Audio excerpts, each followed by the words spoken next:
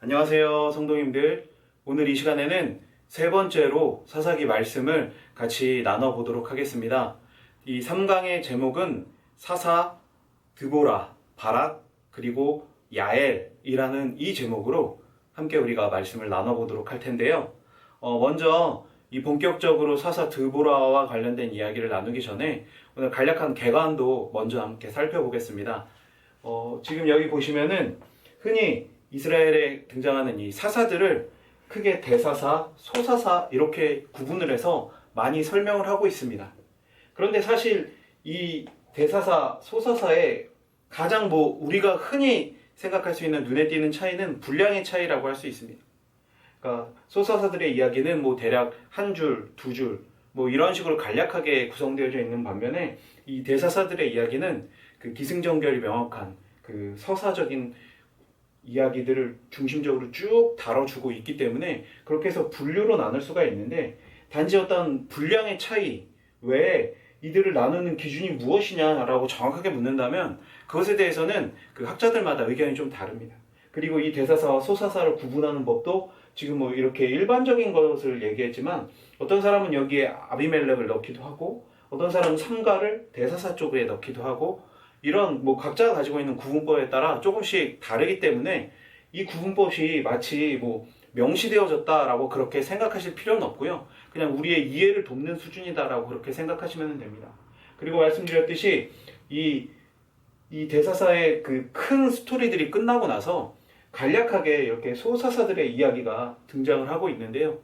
특별히 그 안에서 우리가 눈여겨볼 구조가 하나가 있습니다. 그것은 첫 번째 삼가일 때는 혼자서 구원한 이야기가 나오고, 두 번째는 돌라와 야엘이 함께 구원한 이야기가 나옵니다. 그리고 세 번째에는 이 세 명의 사사들이 함께 활동했었던 이야기가 이렇게 기록이 되어지죠. 이렇게 1, 2, 3으로 확대되어 가고 있는 것은 단순히 어떤 사람 숫자가 늘어났다라고 하는 것이 아니라 이스라엘의 죄가 그만큼 더 심각한 지경에 이르렀다라고 하는 것을 또한 상징적으로 나타내기 위해서 더 많은 사사들이 동원되어진 이러한 것들을 기록하고 있다라고 그렇게 간략하게 보시면 좋을 것 같습니다. 네, 이제 본격적으로 사사 드보라에 관련된 이야기를 함께 나눠보도록 하겠습니다. 먼저 사사기 4장 1절에서는 사사 에봇이 죽고 나서 다시 이스라엘에 범죄가 시작되어진 현장을 고발하고 있습니다. 4장 1절에 에봇이 죽으니 이스라엘 자손이 또 여호와의 목전에 악을 행하매 라고 나와 있죠. 또다시 이 안타까운 죄악의 사이클이 반복되어지고 있는 것입니다. 그래서 이제 2절과 3절에서는 하나님께서 이러한 죄에 대해서 진노하시고 또 징계하시는 그런 기록이 나오고 있습니다.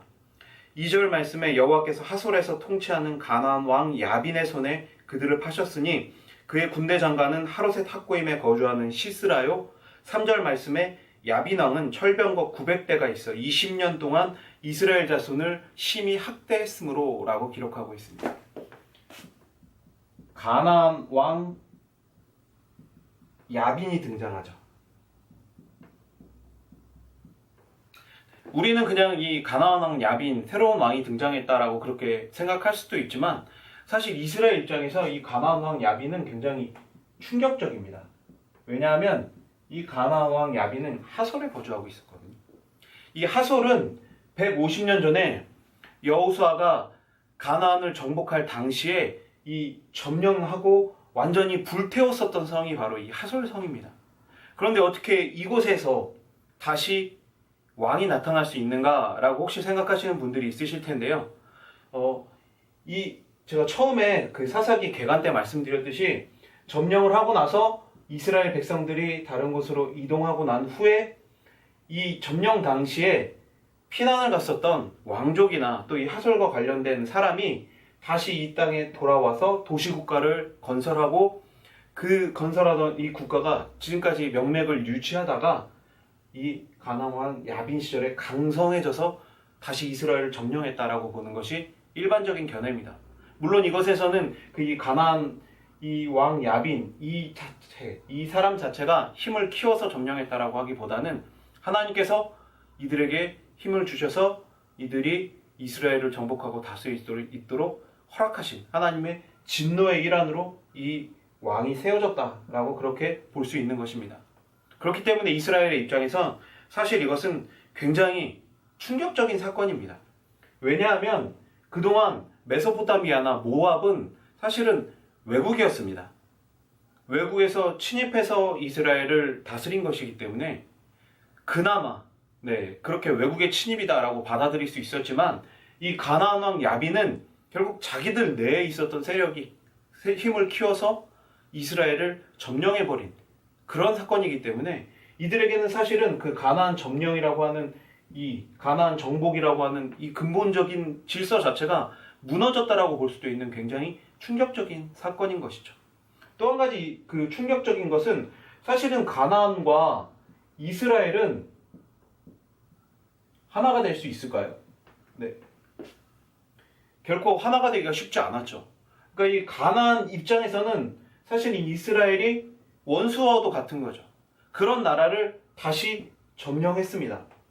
그렇다면 이스라엘을 어떻게 대했을까요? 아마 자신들이 할 수 있는 모든 방법을 동원해서 이스라엘을 괴롭히고 이스라엘을 힘들게 했을 것입니다. 특별히 그 3절에 보면 이스라엘 자손이 심히 학대했으므로라고 기록되어져 있는데, 여기서 학대했다라고 쓰여진 이 히브리어는 사실은 짓누르다, 쥐어짜다라고 하는 그런 의미를 가지고 있는 단어입니다.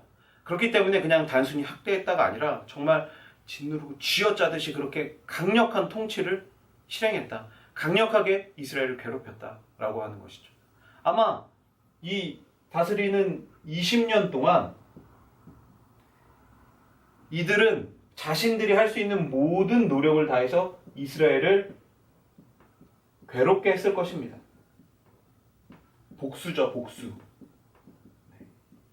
그렇기 때문에 이것은 이스라엘에게 있어서 사실은 굉장히 충격적인 그런 사건이다라고 하는 것입니다. 그리고 이 가나안 왕 야빈이 고용한 사람이 시스라라고 합니다. 시스라. 군대 장관이죠. 시스라라고 합니다. 그런데 이 시스라라는 이 이름은 가나안 사람들이 쓰는 이름이 아닙니다. 그렇기 때문에 이 사람은 용병으로 봅니다. 이 시스라는 그렇기 때문에 사실은 정말로 전쟁에 특화되어져 있는 그런 사람이다라고 생각할 수도 있는 것입니다.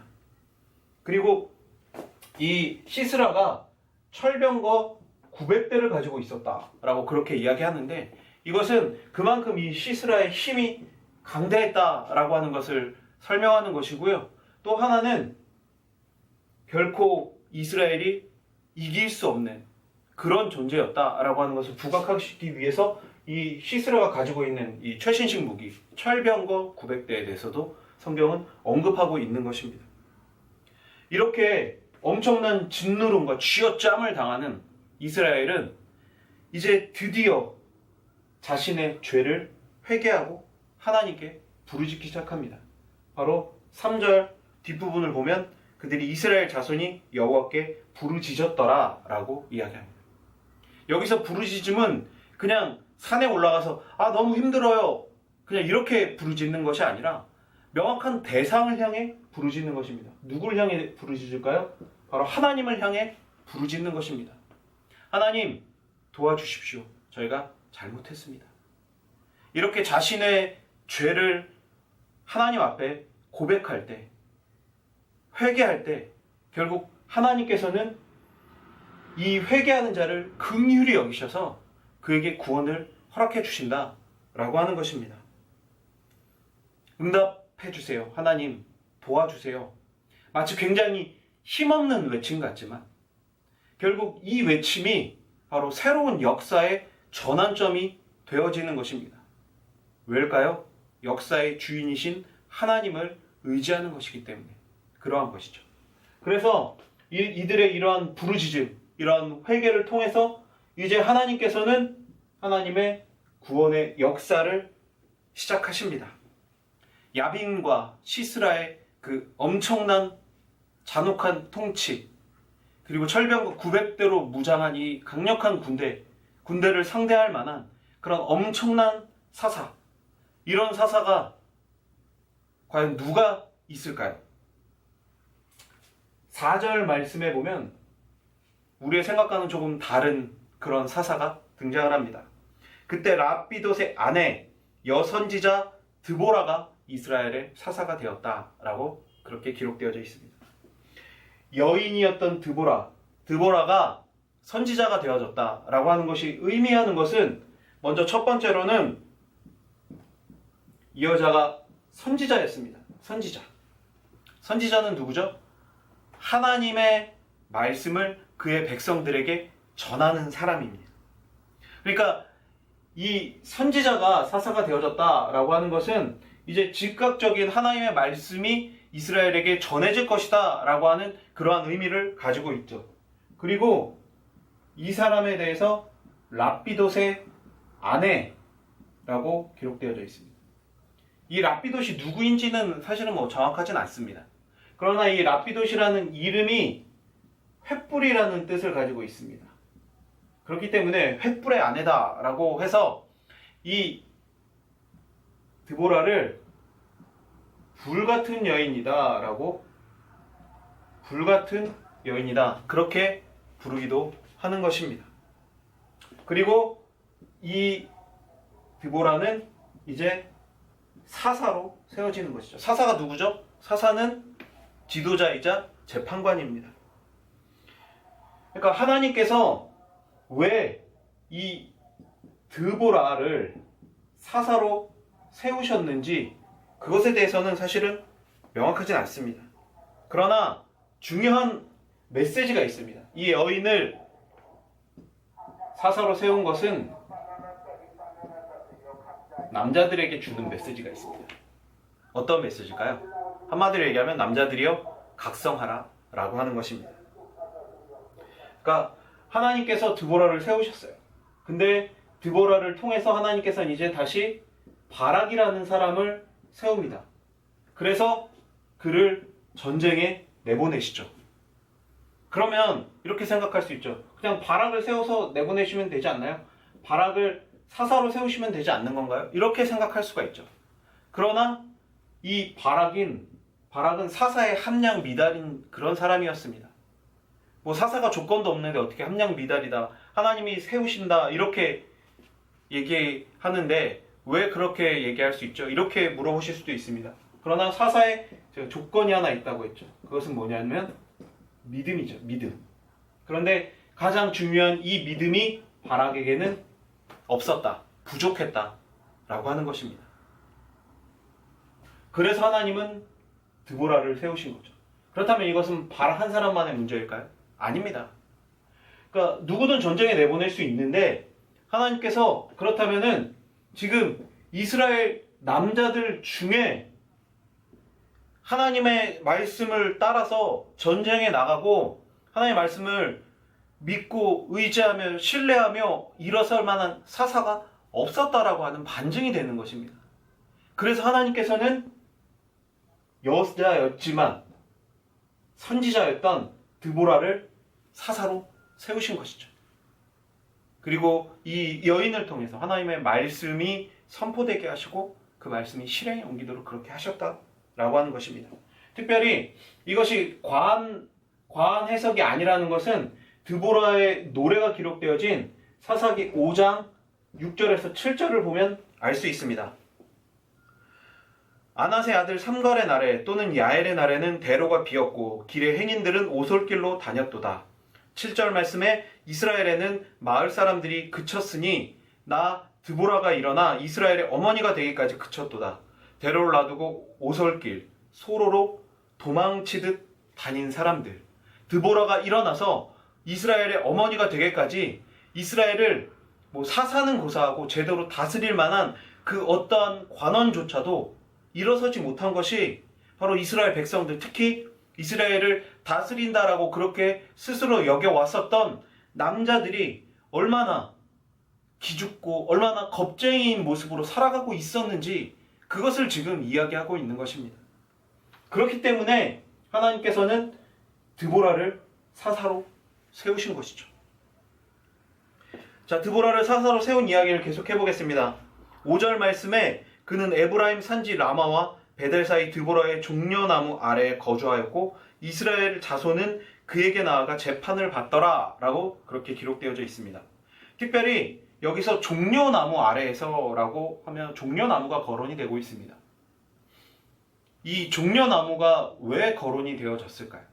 그러니까 이 사사기, 특별히 이 드보라의 이야기에는 그 각각의 이름이 가지고 있는 뜻을 통한 새로운 그 안에서의 이야기가 구성되어집니다. 이것을 뭐 언어 유희라고 하는데요. 이런 부분들을 한번 살펴보면 드보라라는 이름의 뜻은 벌입니다. 뭐 벌 받는 그 벌이 아니라 곤충 벌을 얘기하죠. 그리고 종려나무에서 나오는 시럽은 꿀의 역할을 했기 때문에 꿀나무라고도 부를 수가 있습니다. 그렇다면 벌이 꿀나무 아래에서 재판을 행해서 그 올바른 재판을 행함으로 정의를 세움으로 그 정의가 꿀처럼 달게 백성들에게 선사되어진다라고 하는 그런 의미도 이 이름의 뜻으로 해석해 볼 수 있다라고 하는 것이죠. 특별히 종려나무는 이스라엘 땅을 가리키는 상징으로 자주 등장하고 있습니다.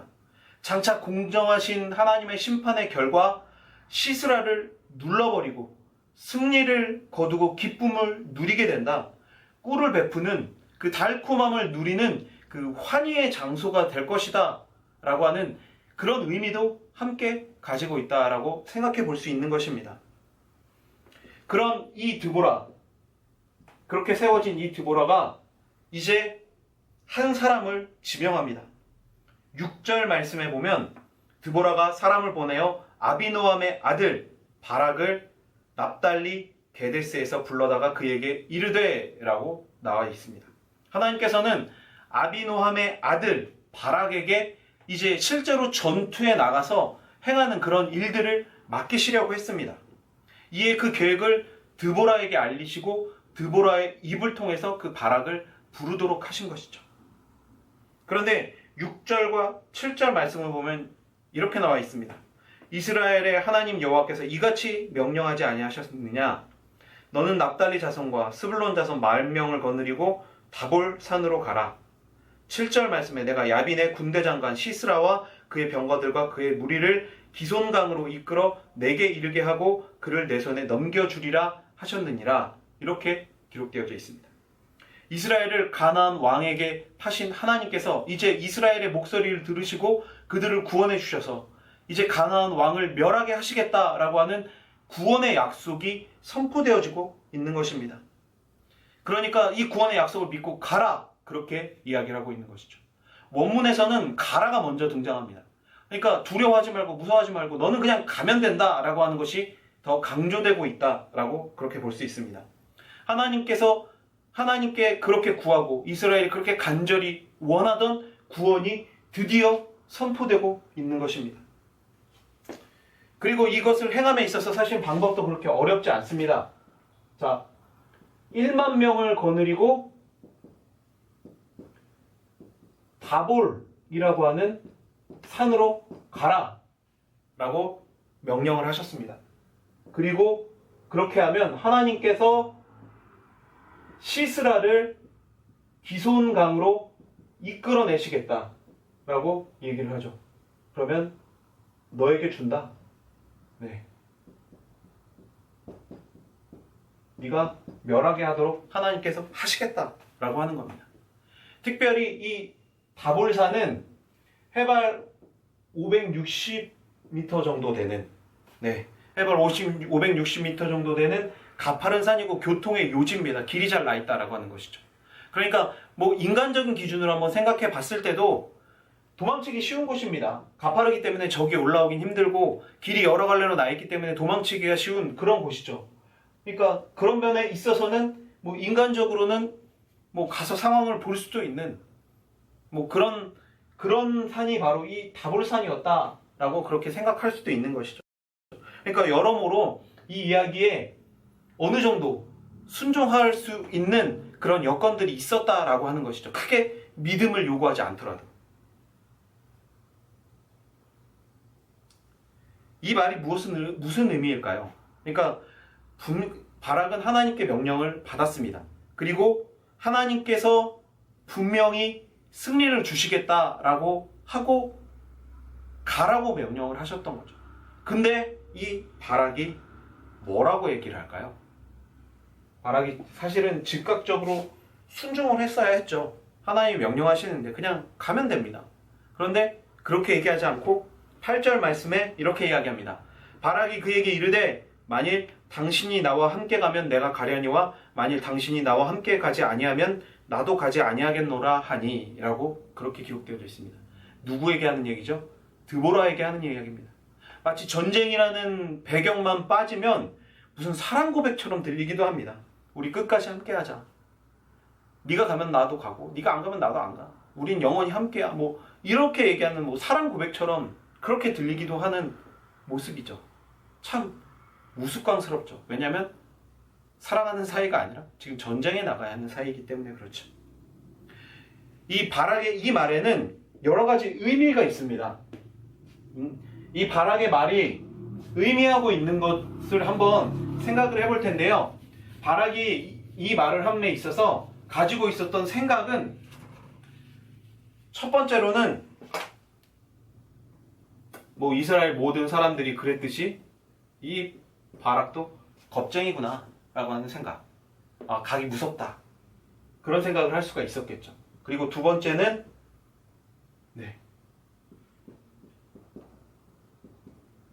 그녀의 인지도 활용이죠. 어떤 거죠? 이 드보라는 선지자였거든요. 그렇기 때문에 이 드보라를 이용해서 드보라가 나와 함께 있다라고 한다면 내가 전쟁에 나갈 군사를 모으고 전쟁에 나가기가 좀 더 수월하지 않을까. 그러니까 드보라에게 인간적인 기대를 가지고 있었기 때문에 그녀를 이용하려고 그렇게 불렀을 수도 있습니다. 그리고 또 한 가지는 이 드보라를 믿을 수 없다 라고 하는 것이죠. 어떤 것이죠? 그러니까 뭐 이 드보라는 전쟁에 안 나가면 내가 그런 얘기 했었나? 뭐 그냥 이렇게 나중에 발을 뺄 수도 있기 때문에 발 빼면 어떻게 되죠? 바락이 그냥 자기 혼자 나가서 죽는 겁니다. 전쟁에 나가서. 그렇기 때문에 그런 부분에 있어서 두려워서 이 여자가 한 말이 정말 진짜가 아닌가 라고 하는 걸 확인하기 위해 그러면 당신도 생명을 걸자. 당신도 나와 같이 가자. 이렇게 얘기하는 겁니다. 남자의 체면 뭐 이런 건 소용없고 여자건 뭐 누구건 간에 그 말을 했으니까 나랑 같이 가자. 너도 목숨을 걸어라. 그냥 이렇게 마치 바지 붙들고 늘어지듯이 그렇게 물고 늘어지는 그런 모습으로 볼 수 있는 거죠. 그리고 그나마 이렇게 생각하면 제일 나을 수 있습니다. 어떤 거냐면 드보라는 선지자고 드보라는 하나님이 함께 하시니까 이 여인이 나와 함께 있으면 하나님께서 나를 지켜주실 것이다 라고 하는, 그러니까 이 말 자체는 신뢰하지 못하더라도 이 드보라라는 사람, 이 선지자라는 사람은 신뢰했기 때문에 하나님이 함께 하시지 않을까. 나와도 굉장히, 그러니까 사실은 뭐 이 4번이라고 해도 굉장히 인간적인 모습이죠. 인간적인 모습의 겁쟁이라는 거죠. 그리고 특별히 아까 얘기했었던 언어 유희적인 부분에 있어서도 생각해 볼 것이 있는데 그것은 바락이라는 이름의 뜻이 번개라고 하는 뜻입니다. 번개는 이제 하나님이 사용하시는 뭐 검이나 이런 것들을 가리키게 합니다. 그러니까 하나님의 무기를 가리키는 상징으로 번개를 많이 사용한다라고 하는 것이죠.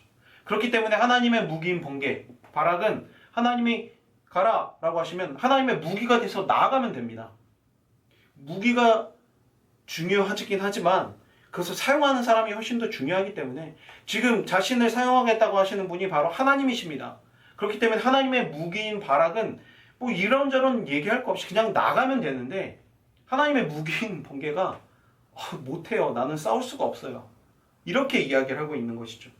바로 불순종의 무서운 모습에 대해서 이 언어 유희적인 측면에서도 볼 수 있다라고 하는 것입니다.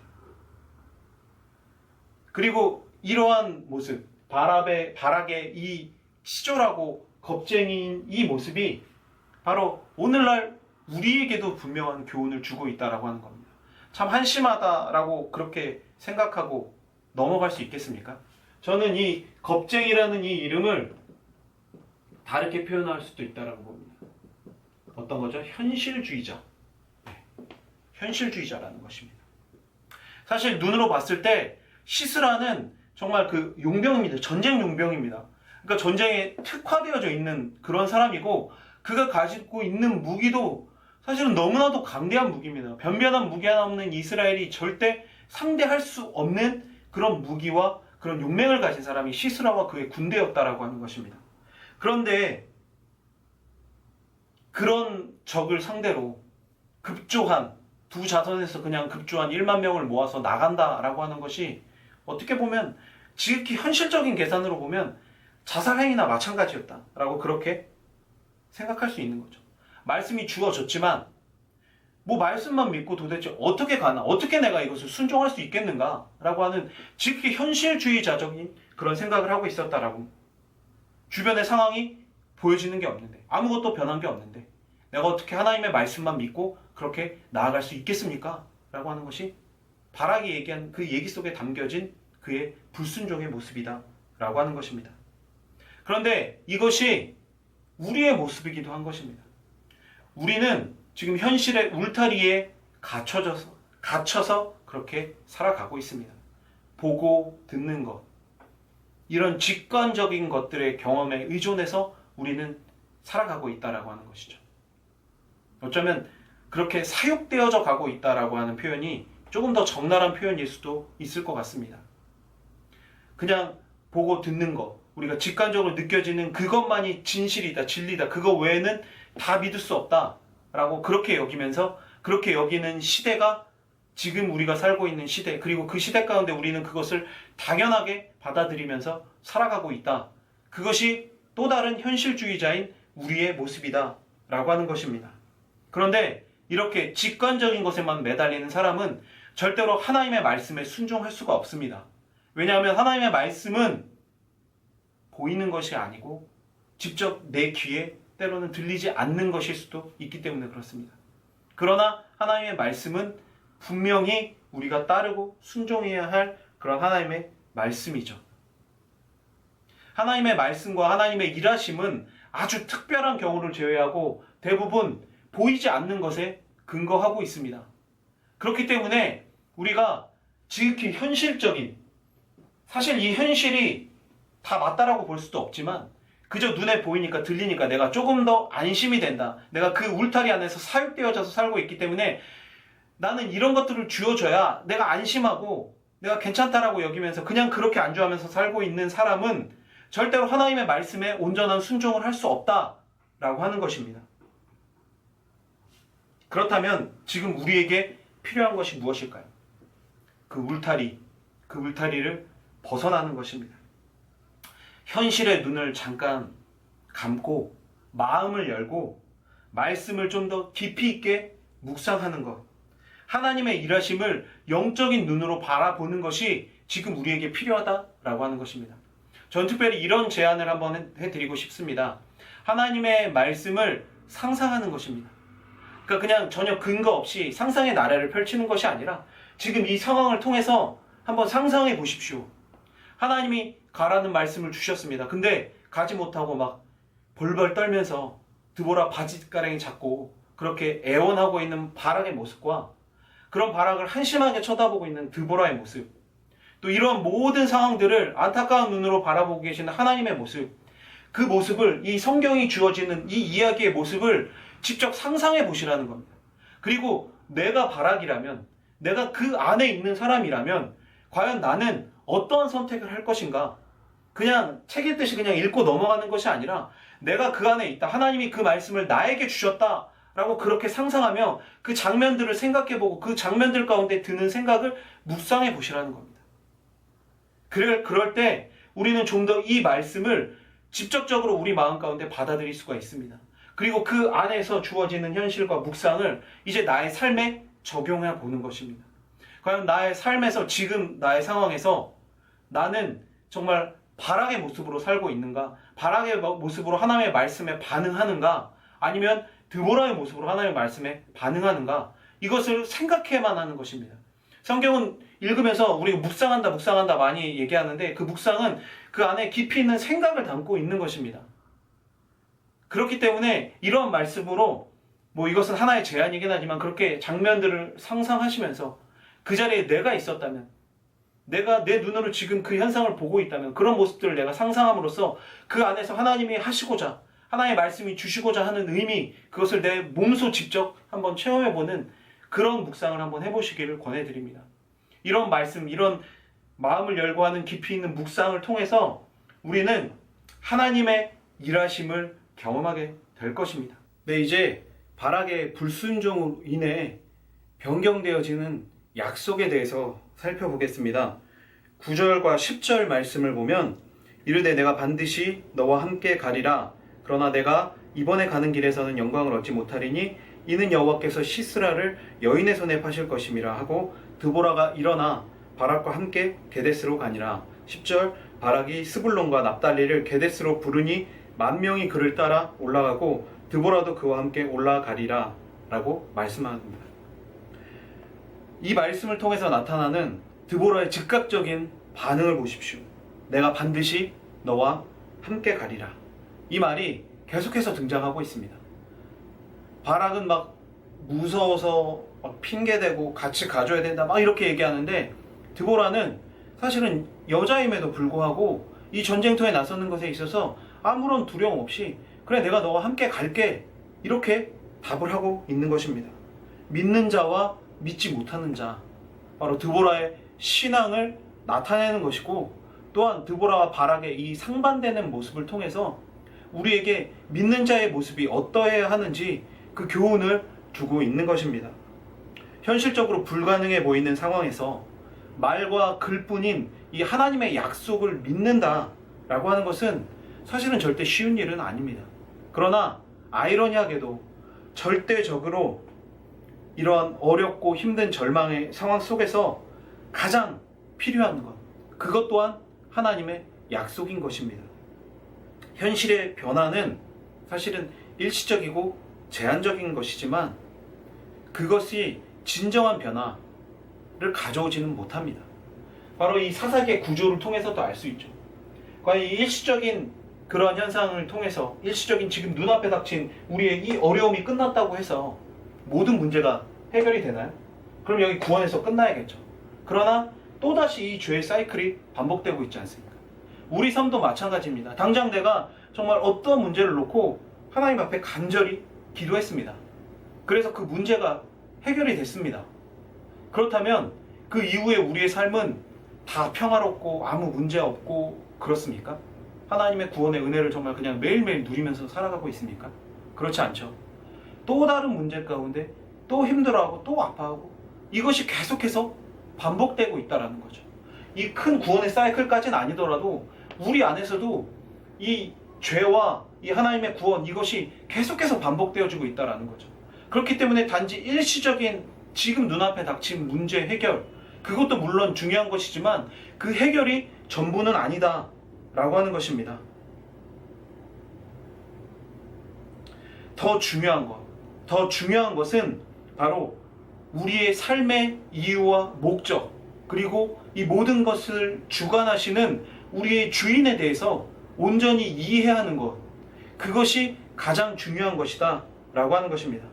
드보라를 보십시오. 새로운 계책을 낸 것이 아닙니다. 이 드보라의 확신의 이유가 무엇이죠? 그러니까 바로 하나님의 약속에 대한 신뢰인 것입니다. 이제 우리는 이 말씀을 대하면서 우리 또한 우리 삶에서 결정을 해야 할 것입니다. 그것은 어떠한 것이냐면, 해결되어지지 않던 계속해서 우리 눈앞에 닥치는 그런 현실만 붙들고 씨름하고 그런 현실에만 매달려서 살아갈 것인지, 아니면 우리 삶에 진정한 원동력을 제공해줄, 그 모든 고민들을 이겨낼 수 있는 근본적인 힘을 제공해 줄 수 있는 하나님의 약속, 그 약속을 믿고 따르는 삶을 살아갈 것인지, 그것을 선택해야 한다라고 하는 것입니다. 그것이 오늘 이 말씀을 대하면서 바락과 드보라가 비교되어지면서 사사기가 우리에게 주는 중심적인 메시지다라고 하는 것입니다. 그리고 이 불순종의 대가로 이제 약속이 변경되었습니다. 이 약속의 변경은 전쟁의 주도권을 하나님께서 원래는 바락에게 주셨는데 그 주도권이 바로 드보라에게로 넘어갔다라고 하는 것입니다. 바락의 불신앙의 대가가 무엇이죠? 내가 이 일로 영광을 얻지 못할 것이다. 여인의 손에 시스라를 파셨다. 그렇게 이야기를 듣게 된 것이죠. 고대 근동 정서에서 사실 적장을 죽이는 것은 최고의 영예입니다.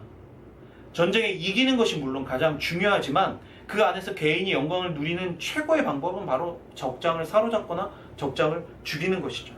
그렇다면 이 예언은 사회적으로 천대받았고 특히 전쟁에서 그 존재를 나타내는 것조차도 아예 불가능했었던 그런 여인의 손에 시스라가 죽게 될 것이다 라고 하는 이것은 물론 죽임을 당하는 시스라에게도 굉장한 수치이겠지만 그 모든 것의 영광을 다 누릴 자격을 받았었던 바락에게도 이제 그 영광을 네가 다 잃어버리게 될 것이다 라고 하는 굉장한 수치가 되는 그런 말씀이다 라고 하는 것입니다. 영광을 누릴 사람이 따로 있다라고 하는 것이죠. 그리고 하나님께서는 이제 사사를 택하셔서 일하는 그 주권에 대해서도 언급하고 계시는 것입니다. 하나님께서 손이 없어서 바락이라는 사람의 도움이 간절히 필요해서 하나님이 그래서 바락을 찾으시는 것이 아니죠. 하나님께서는 우리 사사기 계간에서도 계속 말씀드렸듯이 이방인, 장애인, 그리고 이제는 여성까지도 사용하셔서 바로 하나님의 일을 하게 하신다라고 하는 것입니다. 그러니 이것은 바락에게, 그러니까 선택을 받는 자에게 기회인 것이죠. 하나님의 일에 사용되어질 기회, 그분의 영광에 참여하게 될 그런 기회가 주어졌다라고 하는 것입니다. 그런데 믿음이 부족해서 불순종하고 의심하면 결국 결과가 어떻게 된다라고 하는 것이죠. 하나님께서 주실 영광을 누리지 못하게 된다라고 하는 것이 바로 이 말씀이 주는 또 교훈이 되는 것입니다. 이제 전쟁이 시작되어집니다. 11절 말씀에 모세의 장인 호밥의 자손 겐사람 헤벨이 떠나 게데스에 가까운 사하나님 상수리 나무 곁에 이르러 장막을 쳤더라 라고 합니다. 이제 본격적으로 전쟁이 시작되어지는 이 상황 속에서 갑자기 이 11절이 등장합니다. 언뜻 보면 앞뒤의 상황과 전혀 상관이 없는 것 같이 그렇게 보이기도 합니다. 그런데 사사기 1장 16절을 보면 모세의 장인은 겐 사람이라 그의 자손이 유다 자손과 함께 종려나무 성읍에서 올라가서 아랏 남방의 유다 황무지에 이르러 그 백성 중에 거주하니라 라고 기록되어져 있습니다. 이들은 그러니까 이스라엘 백성들과 함께 행동을 했었죠. 그런데 이 17절 뒷부분을 보면 하솔 왕 야빈과 겐 사람 헤벨의 집 사이에는 화평이 있음이라 라고 이들이 서로 동맹을 맺었다라고 하는 그런 것을 알 수 있습니다. 특별히 헤벨이라는 이름의 뜻도 동맹이라는 뜻을 가지고 있습니다. 그러니까 왜 여기에 이들이 장막을 쳤는지 그것에 대해서는 우리는 알 수 없습니다. 그러나 중요한 것은 이 사람이 야빈과 동맹을 맺은 사이였다라고 하는 것이고 또 이 장소에서 이제 이들을 통해서 뭔가 중요한 일이 벌어지게 될 것이다 라고 하는 일종의 예고편과도 같은 그런 구절이 바로 이 11절 구절이다 라고 보시면 됩니다. 그리고 이 구절 이후에 이제 본격적인 이야기가 나오죠. 12절 13절을 보면 아비노함의 아들 바락이 다볼산에 오른 것을 사람들이 시스라에게 알림해 시스라가 모든 병거 곧 철병거 900대와 자기와 함께 있는 모든 백성을 하르셋 학구임에서부터 기손강으로 모은지라 라고 말씀이 등장하고 있습니다. 말씀하신 대로 기손강으로 시스라는 평지에서 사용하는 이 전쟁 무기인 병거를 가지고 있었기 때문에 바로 기손강가 주변 평지에 진을 친 것입니다. 전투를 하기 좋은 곳을 골라서 그곳에 진을 쳤다라고 하는 것입니다. 물론 전술적인 계산에 의해서 움직인 행동이지만 우리는 이 행동이 바로 하나님의 뜻 안에서 이루어진 행동이다라고 하는 것을 알 수 있죠. 왜냐하면 이미 하나님께서 이 시스라를 기손강으로 보내시겠다 그렇게 말씀을 하셨기 때문이죠. 이 시스라 군대 평지에 자리한 이 시스라 군대의 위용은 아마 굉장했을 것입니다. 이 부분도 우리가 한번 상상해 보면 좋을 것 같습니다. 그 철병거 900대가 움직이면서 내는 그 엄청난 소리와 말발굽 그리고 그 무장한 군사들의 그 움직임들 정말 이 엄청난 위압감이 전해졌을 것입니다. 멈칫하고 두려워하는 이스라엘의 모습, 그것은 어찌 보면 이 군대의 위용을 접한 사람이라면 당연히 보일 수 있는 반응이다, 그렇게 느껴질 수 있을 것이죠. 그래서 이제 14절에는 마치 책망하는 듯한 어조가 등장합니다. 14절 말씀에 드보라가 바락에게 이르되 일어나라, 이는 여호와께서 시스라를 내 손에 넘겨주신 날이라. 여호와께서 너의 앞서 나가지 아니하시느냐 하는지라. 이에 바락이 10,000명을 거느리고 다볼산에서 내려가니 라고 얘기합니다. 하나님의 약속을 확신한 드보라의 명령, 그러나 이 미적거리는 바락을 먼저 받는지, 아니면 이 군대의 위용을 보고 이 바락이 안 그래도 겁장인 이 사람이 또 뭔가 망설이고 또 뭔가 제대로 움직이지 못할까봐 그래서 그것을 염려했는지 모르지만, 어쨌든 드보라는 굉장히 강한 어조로 여호와께서 너의 앞서 나가시지 아니하느냐, 너는 그냥 가면 돼, 가, 이렇게 이야기하며 전투의 개시를 명령하고 있는 것입니다. 15절 말씀에 여호와께서 바락 앞에서 시스라와 그의 모든 병거와 그의 온 군대를 칼날로 혼란에 빠지게 하심에 시스라가 병거에서 내려 걸어서 도망한지라, 이렇게 기록되어져 있습니다. 이 전쟁의 상세한 과정은 기록되어져 있지 않습니다. 그의 온 군대를 칼날로 혼란에 빠지게 하셨다, 이것이 이 전쟁이 설명한 유일한 문장이죠. 사실은 기록할 필요조차 없습니다. 왜냐하면 하나님이 가라고 했고 거기에 따라서 가면 그냥 승리하게 되는 것이 당연한 결과이기 때문에 그렇죠. 왜냐하면 모든 주권이 하나님께 있기 때문에. 16절을 보면 그렇게 이 시스라의 군대는 전멸을 당하게 됩니다. 이렇게 시스라의 군대가 전멸이 되고 난 이후 이제 새로운 여인이 등장하는 것을 성경은 알려주고 있습니다. 17절 말씀을 보면 시스라가 걸어서 도망하여 겐사람 헤벨의 아내 야엘의 장막에 이르렀으니 이는 하솔 왕 야빈과 겐사람 헤벨의 집 사이에는 화평이 있음이라 라고 하는 구절이 있습니다.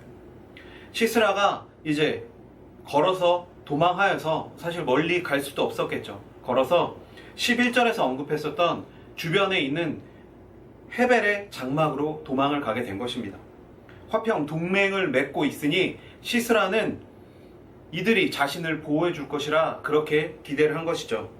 그런데 18절부터 21절까지의 이 말씀을 보면 헤벨의 아내였었던 야엘이 이 시스라에게 마실 것을 주고 그를 안심시킨 후에 그가 잠이 들자 머리에 말뚝을 박아서 이 시스라를 죽이는 장면이 등장하고 있습니다. 이 장면을 놓고 사실 말이 굉장히 많이 있습니다. 굉장히 이것이 윤리적이지 못한 그런 요소들을 너무나도 많이 담고 있기 때문에 믿지 않는 사람들이 이 모습을 보면서 마치 하나님 편에만 서면 다 되느냐, 하나님 편이 아닌 사람은 어떻게 죽이건 어떤 모습으로 죽건 그건 중요한 것이 아니라 다 그냥 하나님 편이면 끝나는 거 아니냐, 하나님이 왜 이렇게 이기적이냐, 뭐 이런 얘기들을 하고 있습니다. 그런데 우리는 이 사건에서 벌어졌었던 일들에 대해서 좀 더 구체적으로 같이 이야기를 해볼 필요가 있습니다. 네, 그렇다면은 이제 야엘이 시스라를 죽이면서 있었던 이 일 가운데 어떤 문제들이 있었는지 같이 이야기를 나눠보겠습니다. 먼저 사람들이 지적하는 이 야엘이 했었던 행동의 먼저 윤리적인 문제 첫 번째는 바로 그 나그네를 대접하는 것이 고대 근동 지방에 가지고 있는 풍습입니다. 풍습과 가치관이죠. 그런데 이렇게 전혀 의심하지 않는 자기 집으로 온 객을 저항하지도 못하는 상태에서 잔인하게 죽였다, 이것이 과연 옳은 것이냐 라고 하는 첫 번째 질문을 하게 됩니다. 그리고 두 번째로는 지금 이 남편과 야빈은, 가나안 왕 야빈은 서로 동맹을 맺고 있는 사이였습니다. 그런데 남편의 어떤 의견을 묻지도 않고 바로 이 야빈의 사람인 시스라를 이렇게 죽이는 것은 바로 남편에 대한 불순종이며 남편의 집안에 대해서 그 집안을 위기로 몰고 가는 그런 무책임한 행동이 아닌가라고 하는 그런 의문을 또 가지게 되죠. 그리고 세 번째로는 처음부터 의도적으로 이 시스라를 속이기 위해 굉장히 노력했다라고 하는 이 부분과 뭐 이것은 같이 들어가는 거겠죠? 네, 거짓말. 네. 시스라를 속이는 이러한 거짓말들을 해도 괜찮은가? 그냥 하나님 일 하기 위해서면 이런 방법이나 수단은 상관없이 그냥 일만 완수하면 다 되는 것인가? 이런 의문을 가지게 된다라고 하는 거죠. 그리고 마지막으로는 가장 큰 문제를 가지고 있는 살인이죠. 특별히 굉장히 이 살인의 방법이 적나라하게 드러나면서 이렇게까지 잔인하게 사람을 죽이는 것이 과연 용서가 되고 과연 인정이 되는가라고 하는 이러한 질문을 해볼 수가 있습니다. 그렇다면은 이제 이것과 반대로 그럼 시스라의 행동은 아무 문제가 없었을까요? 시스라는 그냥 피해자일까요? 네, 시스라의 행동에도 분명히 문제가 있습니다. 그 문제를 같이 한번 또 이야기를 나눠보겠습니다. 시스라는 사실 그 동맹을 맺고 있었던 헤벨의 장막으로 가야 합니다. 그런데 오늘 본문에서는 그가 헤벨의 아내인 야엘의 장막으로 들어왔다. 야엘의 장막으로 들어왔다라고 분명하게 이야기를 하고 있습니다. 고대 근동 정서에서 이렇게 그 아내의 장막으로 직접 들어가는 것은 그 주인인 헤벨을 모욕하는 행동이고 이 야엘에게도 굉장히 무례한 행동입니다. 그렇기 때문에 벌써 이 찾아간 이것 자체도 이미 큰 문제를 가지고 있다라고 하는 것입니다. 또한 야엘이 지금 시스라의 안전을 보장했습니다. 그런데 이것은 정말 상식적으로 놓고 봐도 말이 잘 안 됩니다. 어떤 것이냐면은 이 안전을 보장해 줄 수 있는 것은 아내가 아니라 그 남편이죠. 대표자인 헤벨이 그 안전을 보장을 할 수 있는 것이고 또 시스라도 당연히 헤벨에 가서 그 안전을 보장받아야만 했습니다. 그러나 이 시스라는 접대 관례를 어긴 것이죠. 당시에 여기서 고대 근동 가치에 문제가 있다라고 했는데 사실은 시스라도 이 접대 관례를 완전히 무시하고 위계 질서를 완전히 무시했다라고 하는 것이죠. 그리고 그렇다면 사실은 이 야엘이 시스라의 요구를 거절할 수 있었을까요? 나에게 안전을 보장해달라라고 하는데 야엘이 그건 그렇게 할 수가 없어요 라고 이렇게 과연 말할 수 있었을까요? 지금 다급하게 찾아왔지만 이 시스라는 용장입니다. 용맹이 넘치는 그런 장군이죠. 그런 사람이 갑자기 자기 장막에 들어와서 다짜고짜 안전을 보장해라 라고 하는데 과연 야엘이 이것을 거절하고 이 사람을 돌려보낼 수 있었을까요? 이 사람의 잘못을 지적할 수 있었을까요? 뭐 물론 그럴 수도 있었겠지만 이것은 그러니까 다분히 의도적이다 라고만은 볼 수 없다 라고 하는 것입니다. 이것은 그 야엘 자신의 안전을 위해서도 어느 정도는 했을 수 있다 라고 하는 그런 측면에서도 충분히 해석할 여지가 있다 라고 하는 것이죠. 그리고 이 세 번째도 역시 접대 관례에 관한 이야기입니다. 접대 관례에 따르면 이 객이 되는 사람은 물론 그 자기 집에 찾아온 객을 극진히 대접하는 것이 그 고대 근동의 풍습이긴 하지만 이 객의 입장에서도 이 집에 찾아와서 무언가를 사실은 먼저 요구할 수가 없습니다. 그것이 이 접대 관례에 어긋난다라는 겁니다. 고대 근동 풍습에. 그런데 시스라는 들어와서 다짜고짜 내가 목이 마르니까 물을 달라라고 얘기를 합니다. 뭐 목이 너무 말라서 염치불구하고 얘기할 수도 있다. 이렇게까지는 생각할 수 있습니다. 한 발 물러서. 그러나 그 다음 요구, 한마디로 얘기하면 망을 봐달라 라고 얘기하는 것은 정말 굉장히 비상식적인 요구입니다. 이 야엘이 자신의 부인도 아닙니다.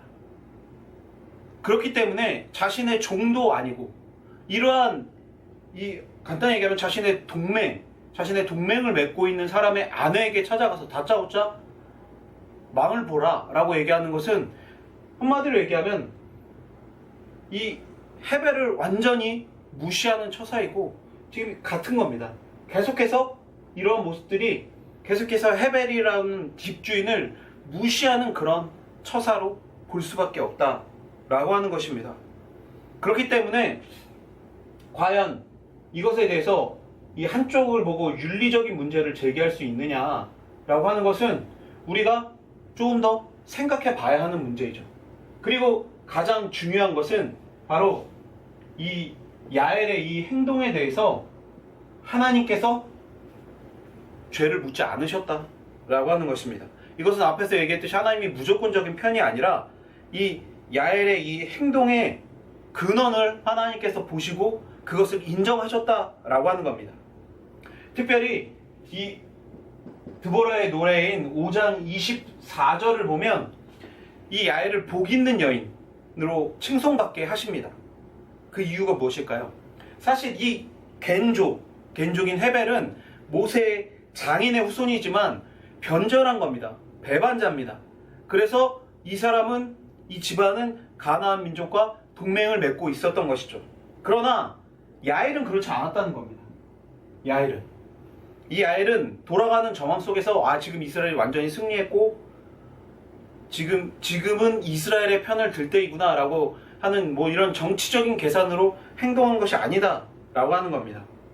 만약에 정치적인 행동으로 계산을 했다면 이렇게 위험을 무릅쓰고 시스라를 죽이고 이렇게 하지 않았을 것입니다. 조금 더 안심시키고 뭐 여러 가지 다른 방법을 쓸 수 있었음에도 이런 극단적인 방법을 사용한 것, 그래서 이런 윤리적인 문제까지 야기할 정도로 이런 극단적인 방법을 사용한 것은 이 야엘의 이 모든 행동이 믿음의 근거에서 단호한 결단을 내렸다라고 하는 것입니다. 여기서 우리는 기생 라합을 떠올리면 이해하기가 조금 더 쉬우실 것 같습니다. 기생 라합도 가나안 사람이었지만 그 여리고에서 살고 있었지만 자신의 터전과 자신에게 속해져 있는 사람들을 버리고 하나님을 선택했죠. 그 이유는 무엇이죠? 하나님의 말씀을 들었고 하나님을 향한 믿음을 가졌기 때문입니다. 그래서 그 정탐꾼들을 숨겨주고 정탐꾼들을 빼돌리는 것은 사실은 자신의 목숨을 걸지 않으면 할 수 없는 행동입니다. 발각되면 이것은 배반자로 찍혀서 바로 죽임을 당하게 되는 행동이죠. 이 야엘도 마찬가지입니다. 이 야엘은 뭔가 발을 걸치고 뭔가 돌아가는 정황을 보고 판단한 것이 아니라 완벽하게 하나님 편에 쓴 것입니다. 그래서 이 하나님 편에 서서 적장이었던 시스라를 죽인 것이죠.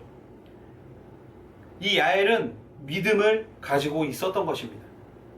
그래서 하나님의 이름으로 하나님 편에서 이 적장을 죽임으로 하나님의 그 구원에 참여하고자 하는 그런 마음을 가지고 있었다라는 것이죠.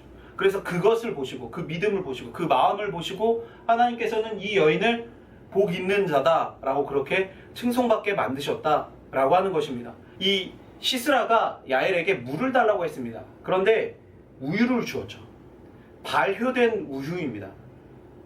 염소의 젖으로 만든 우유이죠. 이 우유를 먹고 배가 부르고 당연히 배가 부르니까 몸도 안심이 되고 그러니까 피곤해서 잠을 자게 된 것이죠. 졸음이 오게 했다라고 하는 것입니다. 이것이 야엘의 계획이었죠.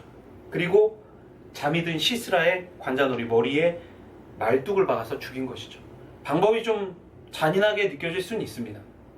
그러나 어쨌든 이 야엘은 자신이 여자이고 또 엄청난 장군이었던 이 시스라를 상대해야 했기 때문에 아마 그 야엘의 장막, 여인의 장막에 뭐 무기 같은 게 있겠습니까? 무기 같은 게 없겠죠.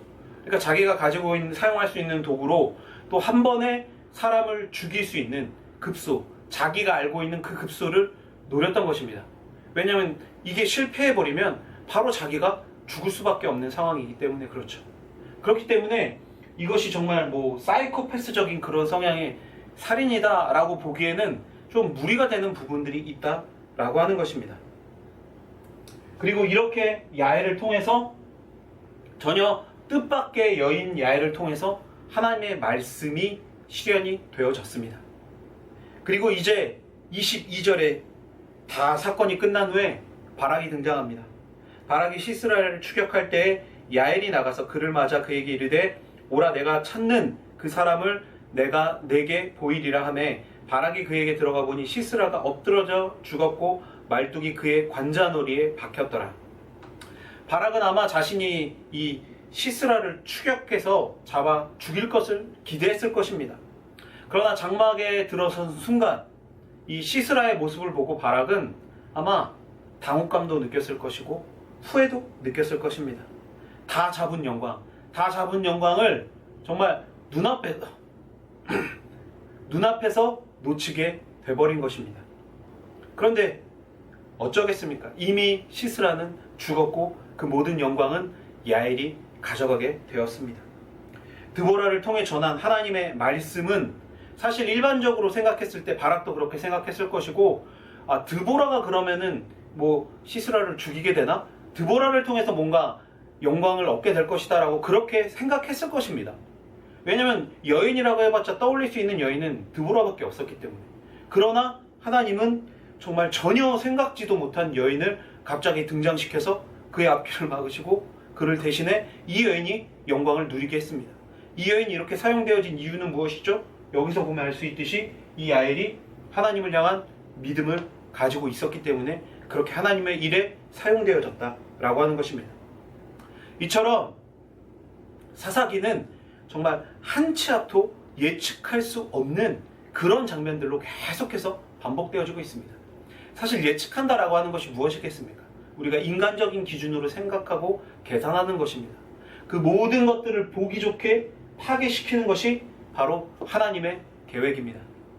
하나님의 계획과 하나님의 일하심은 우리가 전혀 생각지도 못하는 방향으로도 하나님은 이루십니다. 모든 것의 주권이 바로 하나님께 있다라고 하는 것이고, 지금 사사기에서 등장하는, 지금 특별히 이 사건에서 등장하는 제일 용사가 누구입니까? 제일 용사는 결국 하나님이십니다.